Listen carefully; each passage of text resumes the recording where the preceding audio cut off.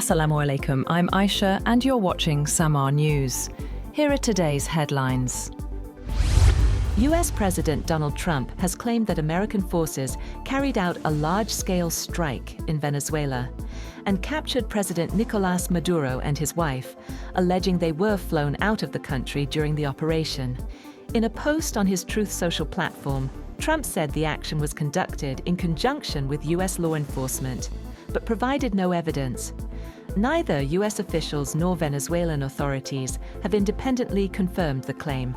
The statement came amid reports of explosions and heavy smoke over Caracas, where residents described at least 7 blasts near a major military base, along with low-flying aircraft. Power outages affected large parts of the city, triggering fear and confusion. Colombian President Gustavo Petro warned of the dangers of military escalation in the region, urging that peace, respect for international law. Cuban President Miguel Díaz-Canel denounced the US strike as a criminal attack and state terrorism against Venezuela and the region. Iran's foreign ministry also condemned the operation, describing it as a flagrant violation of Venezuela's sovereignty and territorial integrity. Brazil's President Luiz Inácio Lula da Silva has condemned the US military attack on neighbor Venezuela and the capture of his Venezuelan counterpart, Nicolás Maduro, saying it crossed an unacceptable line. In a post on X, he said, "These acts represent a grave affront to Venezuela's sovereignty and yet another extremely dangerous precedent for the entire international community." Lula also called for a vigorous response from the United Nations. Dozens of young partygoers hurt in a New Year's Eve bar fire in Switzerland have been transferred to specialist burn units across Europe, with serious injuries after being hit by the devastating blaze, which has killed at least 40. Initial findings show the fire that spread among the mostly young crowd of revelers in Le Constellation Bar in the Swiss ski resort of Crans-Montana was likely caused by sparkler candles being carried too close to the ceiling. The investigation was also checking whether the ceiling's insulation foam was to blame for the rapid spread of the fire.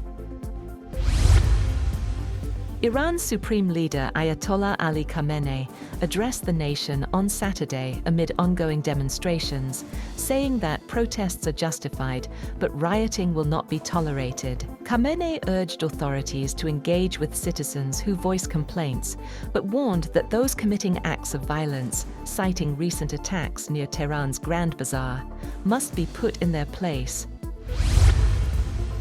Myanmar's Union Solidarity and Development Party, USDP, backed by the military, is leading early results in the country's first general election since the 2021 coup. Partial tallies from 56 constituencies show the USDP winning 38 of 40 lower house seats and 14 of 15 regional state Hluttaw seats.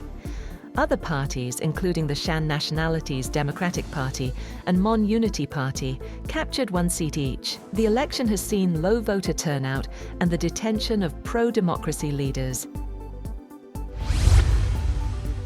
India has directed Elon Musk's X to make urgent changes to its AI chatbot Grok, after it produced obscene and sexually explicit content, including AI-altered images of women.